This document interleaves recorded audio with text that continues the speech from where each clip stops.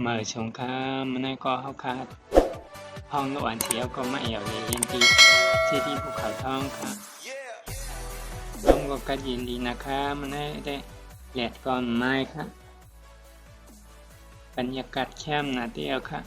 ให้เป็นที่ภูเขาทองค่ะนะที่จังหวัดอยุธยาค่ะไม่ค่ะซีดีนี่ได้เขาว่ามันเก่าไหนอะค่ะซีดีเก่าเก๋แต่มันก็พอค่ะนะไม่ค่ะขึ้นมาทั้งบนนะครับลงก็กันยินดีนะครับแล้วแคมป์นะเที่ยวค่ะโดนถ่ายในแอปมีตั้งชื่อใจไว้อยู่ค่ะนะวิวก็แคมป์นะครับมีตรงน้ำมีต้นไม้มีป่าไม้ด้วยนะคะก็มันได้ก็กันได้ก็ค่ะนะคลิกไลค์กดซับไว้ปันอีกนึงค่ะนะก็มีกันได้ก็ค่ะ